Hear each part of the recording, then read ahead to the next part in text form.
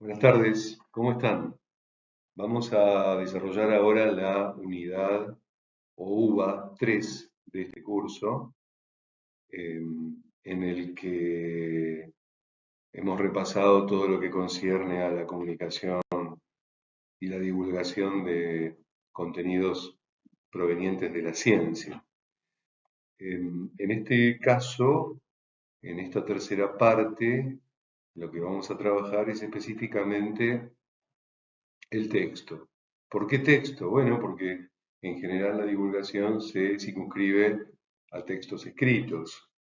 Entonces, vamos a revisar un poco, repasar en algunos casos, porque seguramente algunos de estos conceptos ustedes ya lo conocen, ya los tienen.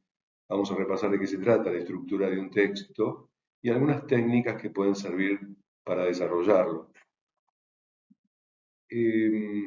Allí están sintetizados los objetivos. Lo que tenemos que ver es cuál es la estructura de ideas, cuáles son las herramientas que vamos a utilizar y cuáles son los mecanismos que pueden hacer que una persona se sienta más atraída por el texto que le proponemos. Vamos a ver si podemos ir desglosándolo como para entenderlo mejor. Es como si pusiéramos el texto en un banco de prueba y lo desarmáramos para entender sus partes. Eso es más o menos lo que estamos haciendo en este momento. Después cada uno adaptará a su propia realidad, a su propio estilo y por supuesto en algún momento también a lo que quiere comunicar, a lo que quiere decir. Recordemos que la prueba final de este curso es precisamente eso, la producción de un texto de divulgación científica. La estructura de los textos en realidad es bastante, digamos, la forma de entenderlo es bastante parecida a la del estudio de cualquier tipo de texto. Por supuesto, con una característica formal, ¿no? El texto que tiene una introducción, un desarrollo y un cierre. Y todo lo que va dentro de ese texto siempre está supeditado a dos cuestiones fundamentales, ¿no? Que es el propósito, es decir, lo que el autor eh, se propone demostrar o decir, su intención, y por supuesto también, de esto hemos hablado en las uvas anteriores, las características del público al que estamos destinando el texto, porque esto lo condiciona nuestro trabajo. No se le habla igual a todas las personas. Tenemos que ser muy cuidadosos de esto, ser empáticos y pensar en el tipo de público al que queremos llegar. ¿Mm? Entonces, para sintetizarlo, cuando decimos que todo texto tiene un esqueleto, una estructura, lo que estamos diciendo es que en general vamos a encontrar que tiene una introducción, un desarrollo y un cierre. Que esto es un modelo ortodoxo, ¿no? Muy estudiado. Ahora bien, puede suceder, por una cuestión literaria o de estilo, que el texto tenga todo esto, porque tiene que tenerlo, una introducción, un desarrollo y un desenlace, como las buenas historias, pero que no necesariamente esos elementos aparezcan en forma contundente y de ese modo. ¿Qué significa esto? Que, que podemos arrancar por un elemento que quizás pueda ser más de un cierre que de una entrada, pero bueno, es una decisión estilística del autor. O puede suceder que el texto arranque por algún dato contundente que uno pondría en el desarrollo y sin embargo lo usa para entrar al texto. Y en el segundo párrafo, ahí sí le da un tono más de introducción. Es decir, es posible jugar con estas cosas. De eso estoy particularmente hablando, por si no se entiende la idea. Nosotros podemos jugar con esas cosas. Y esto tiene que ver, insisto, con el carácter literario que queramos darle a esa producción. Pero vamos ahora a ver distintas formas de iniciar un texto, ya que estamos hablando un poco de eso, ¿no? Hay diferentes formas de iniciarlo, que es lo que en el lenguaje técnico se denomina entrada. Hay distintas formas de entrar y todas esas tienen que ver, insisto, con los recursos retóricos y estilísticos del autor, con su propósito y por supuesto también con el público al que está tratando de llegar. Eh, Vamos a ir repasando estas diferentes entradas. Ustedes van a ir, como yo siempre les digo, leyendo las filminas, pero también van a advertir que yo lo que trato es de complementarlas y no de redundar en ellas. Por tanto, lo que sugiero, además de la lectura del material extendido, es que estas filminas ustedes la usen como base, como apoyo para sus propios apuntes y que luego lo que yo les digo, lo que les estoy diciendo, y ya les dije en las UAS anteriores, lo usen para ratificar lo que dice acá o como información complementaria, según corresponda. Las entradas explicativas tienen, vamos a empezar, vamos a ir diciéndolo más o menos en el orden en el que aparecen en las filminas. El primer tipo de entrada es la que está circunscripta a una noticia, es decir, a una información periodística. Ahí lo que prima es el efecto de la novedad. Es decir, hay un elemento que es la novedad que tanta importancia tiene en los sistemas de comunicación de siempre, ¿no? Por el cual, digamos, el atractivo principal de la realidad se mueve a partir de la novedad, de lo que ha pasado hace 5 minutos. Esto, que generalmente se denomina como noticia, puede servir para entrar al texto. Pero hay otras opciones también. Por ejemplo, yo puedo optar por una explicación. Y esto también vale, porque las explicaciones es casi como hacer un esfuerzo para poner en contexto del tema al, al lector. Son diferentes opciones, todas válidas. Cada uno decidirá cuál usar en el momento en que piense en su intencionalidad, que esto es crucial para escribir o para decir a dónde queremos llegar y el perfil de la persona que nos va a leer o nos va a escuchar. Nosotros hablamos de texto porque es la forma de divulgación por excelencia. Otra manera de entrar es por contraste, es decir, eh, optar por decirle al lector, eh, ¿vieron que ustedes siempre pensaron que este fenómeno se daba de este modo o de X modo? Bueno, la ciencia acaba de descubrir que esos fenómenos se dan de otro modo y lo ha probado. Bueno, vamos a ver qué es lo que este conocimiento nuevo nos dice. Es una forma de desmitificación que sirve también para entrar en un texto. Después también existe la opción de la historia, de la narrativa, es decir, la posibilidad de, de transformar esa entrada en casi el diseño de un breve cuento, de una breve crónica.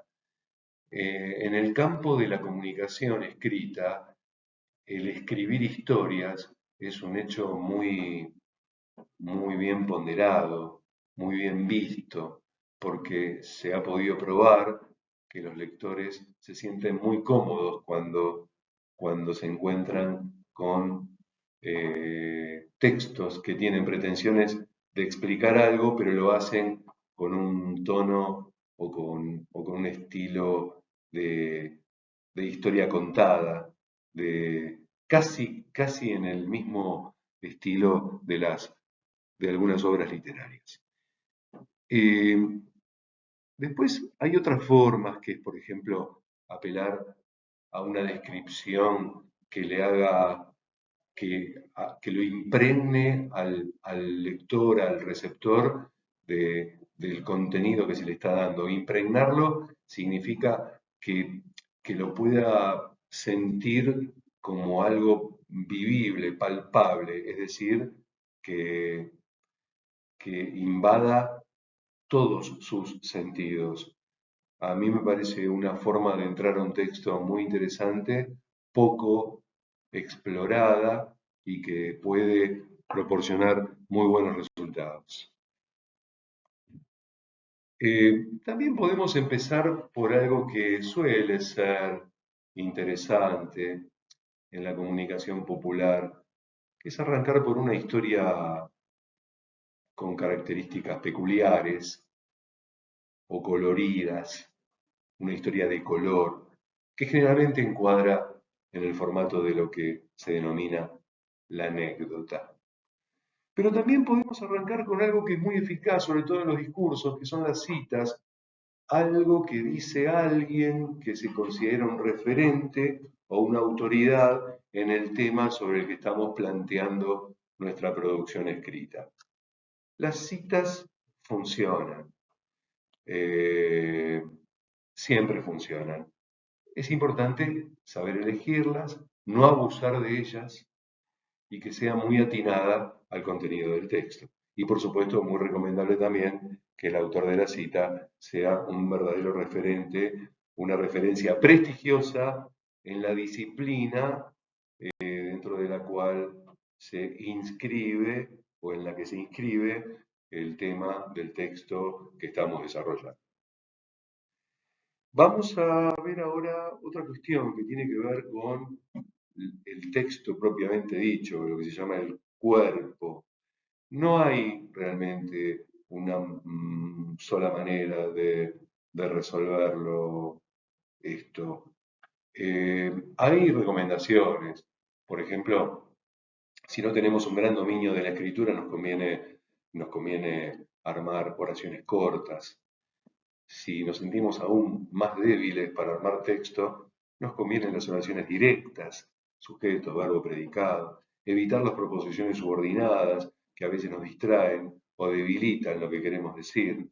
En fin, la frase corta nos permite tener un mayor dominio sobre lo que decimos. Y además ir haciendo la prueba a medida que escribimos. Siempre chequear que lo que escribimos no se aleje de nuestro centro, ¿no? Del punto al que queremos llegar, de lo que generalmente, habitualmente se llama el eje. Puede suceder que no tengamos las mejores ideas de entrada. El cerebro funciona casi como un músculo, ¿no? Se va calentando y a medida que se va calentando va generando las mejores ideas.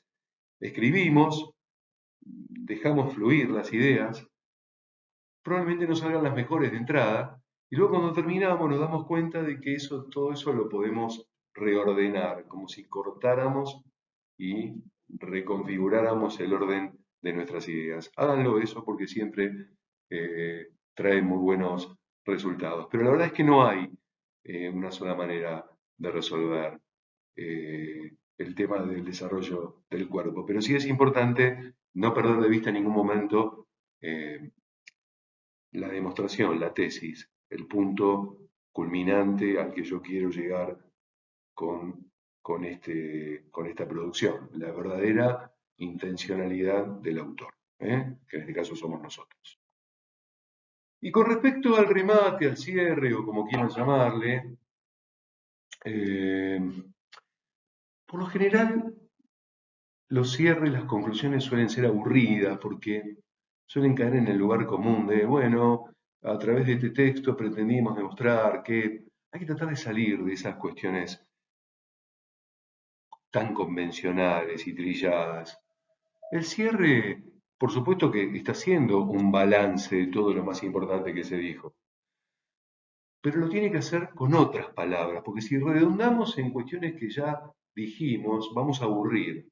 Hagamos un balance, hagamos una especie de broche final de lo más importante que dijimos, pero con otro enunciado, con otras formas. Y hasta podemos permitirnos agregar algún datito, porque eso le da un atractivo especial, ¿no? Alguno puede decir, bueno, pero ¿cómo en una conclusión voy a poner algo que no dije en el desarrollo? Sí, bueno, pero ponerlo lo único que hace es agregarle luminosidad al cierre, no está agregando una información clave que puede hacer pensar al lector al final que nosotros la omitimos. Es para darle un mayor atractivo. Recuerden que siempre es muy importante mantener atrapado al lector. Bueno, en fin, creo que más o menos esta es una forma de construir la idea de cómo desarrollar la estructura de un texto, en este caso de divulgación de contenidos científicos, es decir, un texto que trata de hacer fácil lo que generalmente es solo de acceso a especialistas. Un gran desafío es la comunicación científica. Como siempre, en el final de cada UVA, ustedes tienen una síntesis que les va a permitir reforzar todo lo dicho. Les sugiero que repasen los dos discursos, este que está escrito y el mío, que es lo dicho en esta exposición, y que con todo eso amalgamen una idea final. Nosotros esperamos en la cuarta y última uva, que ustedes se centren en su propio texto y lo envíen porque esa es la condición de aprobación de este curso. Espero que esta exposición y las anteriores también les haya resultado de utilidad y les deseo mucho éxito en su propia producción. Aquí tienen, por supuesto, la bibliografía de referencia, como hacemos siempre en el final de cada uva, y nuestro agradecimiento.